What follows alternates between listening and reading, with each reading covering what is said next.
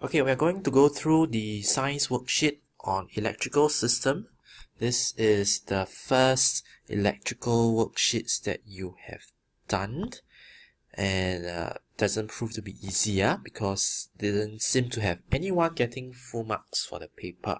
So we're going to go through 5.3 and discussion over here. Now we have question 1 over here, and you have 3 different circuits. This girl formed 3 different circuits using object X, Y, and Z.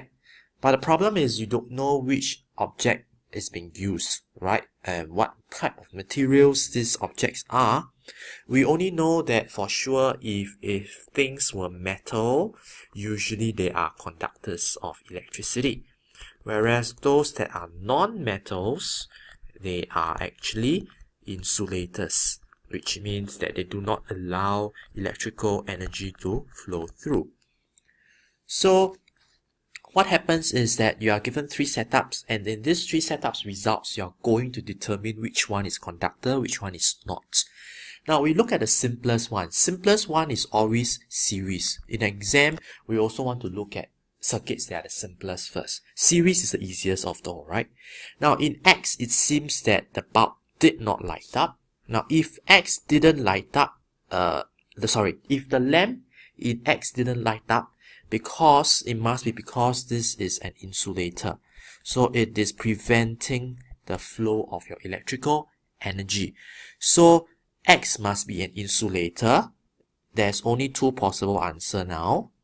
You will have eliminated number 4. You will have eliminated number 1. So the answer is between 2 and 3. So let's look on in the story. Now that we are very sure X is the insulator, I'm also going to denote insulator here. Remember, I make short notes to tell myself. Alright, so now let's take a look at this circuit now, because this circuit contains X and we already found out X, the mystery of X already. Now in this circuit, you notice that the bulb lighted up. Now, even though this was an insulator, why does this happen? It happens because electrical energy can flow through more than one path. Am I right? So this is a parallel circuit. Now, in a parallel circuit, your jogger doesn't have to choose the first path. Instead, if the first path is blocked, it can also go through the second path. No issues, because there are 2 different paths to go through. And because of that, you notice the bulb lighted up. And so it tells us this Z must be a conductor. Because for it, electrical energy to flow, this Z must be an electrical conductor for it to light it up. So if you look at the options where Z is a conductor, there's only this option. So your answer must be 3. Question 2. This diagram shows 3 different gaps, X, Y, and Z. Now this X, Y, and Z is for you to put different materials inside for you to test. And so what kind of observations will you be making? Now there's a lot of guess and check over here that you need to do. So what I'm going to do is to save time in this video. I'm going to tell you the answer is 4, but show you how guess and check works in an exam. Alright, now if I guess number 4 is the answer, only B2 and B3 will light up. So I will put a little tick here to show that these are the ones that will light up, whereas B1 is not going to light up.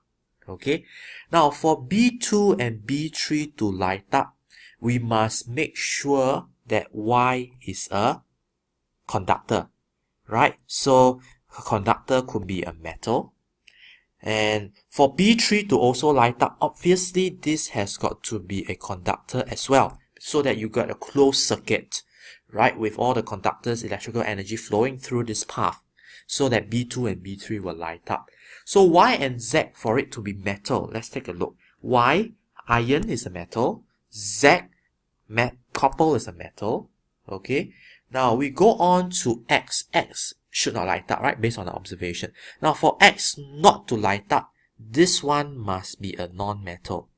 That means an insulator.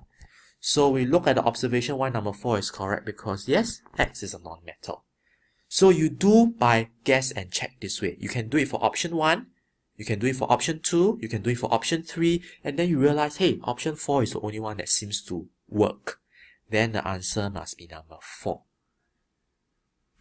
Okay, question 3. Question 3, you set up the following circuit and you have a little gap here and it's filled out with a box. Now in the box, you're going to fill it with rings. Okay, now plastic ring means that this must be an insulator, whereas iron ring means this must be a conductor and this must also be a conductor. So the only one that's insulator is the one that's light colored, which is a plastic ring. Okay, so we're going to take a look at the options and to see which configuration, which combination will allow electrical energy to flow. So in open-ended question, when you say about closed circuits, it is about allowing electrical energy or electrical current to flow. So this is where you want it to be a closed circuit. And a closed circuit will only work if everything is a conductor. Okay, now let's take a look. So let's take a look at option number 1. Now option number 1, you notice this plastic. Let's imagine this as a circuit. Your electrical energy is flowing. Now is it able to bypass this plastic ring? Remember, this is a plastic ring. It's an insulator. So there's no way even, because it's not even a closed circuit where your metal, where your conductor of electricity can actually be placed in the middle. So this one is out. Let's take a look at number 2. Okay, now number 2 looks fine, but if you take a look at the flow of electrical energy, yes. But over here seems a bit weird because again it is connected to an insulator. So option number 2 has also got to be out. Now option number 3, we have made up a metal. Now the metal touches the plastic, and by right it shouldn't be able to flow, right? But there is actually this metal part here where it can flow another path. So it can flow through here, go, and then oops, it touches the plastic ring again, but doesn't matter because it's also connected to another metal part before it connects to the next metal ring. So this is a perfect circuit because they are all well connected with a conductor. So the answer is option number 3. Okay, question 4. A, B, C, and D, 4 objects made up of different materials. Again, you want to test for conductors. They are connected in 3 different combinations and you need to do some guess and check again. All the bulbs and batteries are all in working condition. So it's not like our science lab where there's an issue. Okay, now let's take a look at the one that lights up first. Easy. So this series connection over here, you notice the electrical current or energy is flowing in one path. Alright, D to B and then back to the wire. And it seems to light up. Now if it seems to light up, it means that both B and D must be conductors. Alright, it makes sense because the moment one of it is an insulator, the bulb will never light up, because the electrical energy is not going to be able to flow through, right? So I can assume in this context, because it lighted up, B and D must both be conductor. So I look at all the options, all the possible options. B must be a conductor, so option 2 is possible. D must also be a conductor, but over here they wrote insulator, so this cannot be the answer. Okay, so because of that, you can already, based on just one circuit, know that the answer is 2. This is the easiest of all because you don't even need to look at the other circuits to help you. Alright, B and D must both be conductors for it to light up so that energy can flow. Flow up, flow, and flow. Okay, so that is for question 4, the easy question. Now we go on to question 5. So they said that they set out this very interesting circuit and all are working. Which one of the bulbs will light up when all the circuit is closed? Now aluminium, you have to know, it's a metal, so that means it is a conductor of electricity. So aluminium can conduct electricity, eraser cannot, metal spoon can, metal spoon is a metal, so okay. Rubber band cannot, metal clip okay. Anything that's metal can conduct electricity. Okay. Now, let's go on. Now, you take a look. Let's start off with bulb A first. We're going to decide which bulbs will light up. Okay, now bulb A, you look like you have a very nice closed circuits here. You look like you have very nice series circuits here, and aluminium, since it's a metal, so A is definitely going to light up. So I put a tick over there. Now let's take a look at B. Now B looks like there is a parallel path over here, and there is electrical source. Okay, but the problem is it seems to be blocked by an eraser. So because of that, B is not going to light up. Only one path flows, but the other path also needs to flow. Alright, metal tip and metal casing. So B is not going to light up. And obviously, because the eraser is at the side, C is also not going to light up. It's an insulator. Now, the only trouble comes in with D. What about D? If you know B and C cannot, what about D? Now, the metal casing is connected. Yes, metal casing is not lonely. Now, look at the metal tip. The metal tip is connected to a rubber band. So, D is also not going to be connected. So, the only answer that is possible will be A. So, the answer will be 1. Now, question number 6 is actually a combination of this topic, heat energy, as well as electrical energy. Now, why do I say heat? Because if you look at this experiment on butter, you could have recalled what we did in an experiment in primary 4 last year when we talked about conductors of heat energy. We actually had different rods, different sticks, and we placed some butters on top. We wanted to see which one conducts heat the fastest, right? So we went to see which butter actually melted first. So that was the experiment that we did in primary 4. So some of the results were actually recorded. X, it took shorter time. Z also took very short time. Y took the longest. So this must definitely be, I would say a non-metal, because metal is the one that will usually conduct heat the fastest, right? So we can kind of put some conclusion already, okay, that it is metal, because metal usually conducts heat very fast. Okay, now some more results to show. X, did the circuits actually lighted up? Yes, for X. So that means this must be a electrical conductor. Alright, this must be an insulator, and this must be also a conductor. So we write down all the short notes of everything that we know. Okay, and we compare. Hey, it seems that insulator, it matches. Why is an insulator? Because it's a non-metal. Alright, so what is the likely results? It means that X and Z must be good conductors of electricity and heat. Y is the one that is non-metal. You notice Y is a non-metal. That's why it took so long to melt the butter. Y must be an insulator also because you notice the bulb didn't light up. So the only special one is Y. Whereas X and Z must be good conductors of heat and electricity. So the answer will be number 3. Question number 7. Shanti set up 2 circuits as shown below, putting all the different materials in again. And this time round, the question says only one of it is an insulator. That means all of the rest are conductors. So we need some results or some hints to tell us what is the insulator. So we look at the table of observations again. Now bulb A lighted up. So again, let's locate where bulb A is. It lighted up, so I'm going to just put a tick here. In the short notes, I tell myself. B, did the bulb lighted up? No. So again, I denote as a cross to say that it doesn't light up. C, also no. So I'm going to put a little cross here to say, hey, no, it doesn't light up. So later, I just need to refer to the picture or do. D also doesn't light up. So I put a cross. Now, E also doesn't light up. Okay, so all these are pointing to the pictures, and we don't need all this thing anymore because we will have already now be able to focus just on the picture alone.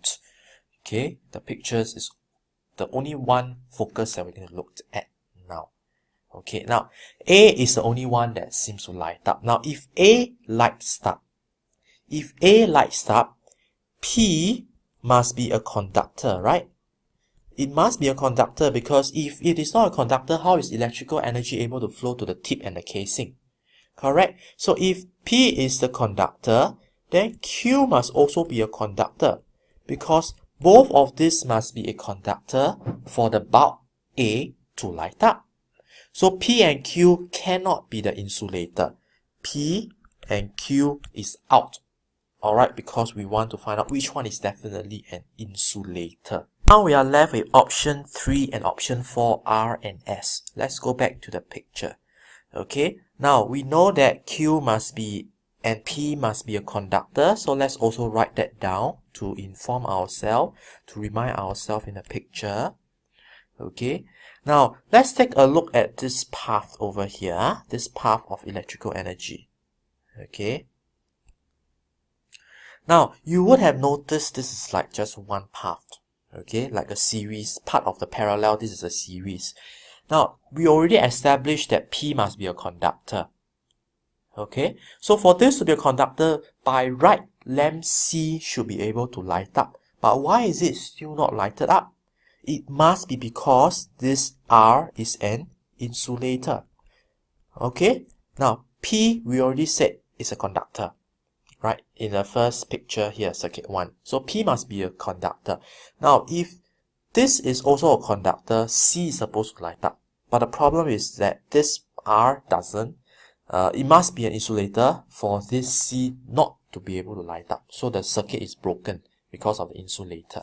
So R definitely has got to be the insulator. Answer is 3. Question 8, the last question. There are 3 different circuits. Again, you got to determine which one is the conductor, which one is an insulator. Okay, now I would like to focus on circuit 3 first, because circuit 3 is less confusing. There is a parallel circuit, alright, and there's only one item here, whereas there are 3 items here. Now take a look at how I decide in circuit 3 why one of the material is an insulator. Now if you take a look, this is a parallel circuit. So the electrical energy can either flow here or it can flow here. Alright, you can choose 2 different paths. Now you take a look, this bulb didn't light up. Now if you chose path number 2, the bottom path, WXY must be some of it must be an insulator. That's why it couldn't light up. Alright, but remember, it can also choose the other path. There's an alternative path for it to take. Now the alternative path is for it to go through V also. And at the same time, it also didn't light up. So we can actually safely say this V must be an insulator. Because going by 3 items, one of it is insulator, okay, fine. But if it goes by the shorter path here and it still doesn't light up, that means V must be an insulator. Alright. Now, if this is an insulator, I'm going to put V here is an insulator. I'm going to put V here is an insulator as well. Okay, so we're going to take it that V is an insulator. We're going to write down insulator. Okay, now the bulb actually lighted up for circuit 1. Okay, now circuit 1, there are 2 different paths. It can go by here, first path, or it can go by here, the second path. Now you know that the first path is obviously blocked because there's an insulator here. So they can choose, the runner can choose a second path to go X and Y and eventually light up this bulb. So it means that both X and Y must be conductor. Because there's already a roadblock here, insulator. So the runner is not going to run on the first path, but the runner is going to run on the second path and is able to pass through and light up the bulb. So meaning to say X and Y must be conductor. Okay? So for that to happen, now we have already got a lot of answers. X and Y is conductor. X and Y is conductor. Okay? Now, in circuit 2, the bulb doesn't light up. So let's take a look at all the paths again. The runner can run here, but there's a roadblock because insulator, right? Now the runner can choose a second block here, but it still doesn't light up when it goes back, even though there were conductors here. So which means to say that W must also be an insulator. It's blocking both paths. That's why no matter what, even though there were conductors here, when you try to flow the electrical energy, it doesn't light up the bulbs. So W must be an insulator as well. Alright, so in the exams, this is how we'll test your reasoning. You're going to compare across different diagrams and make assumptions and make guesses. Okay, so we'll see you back in school.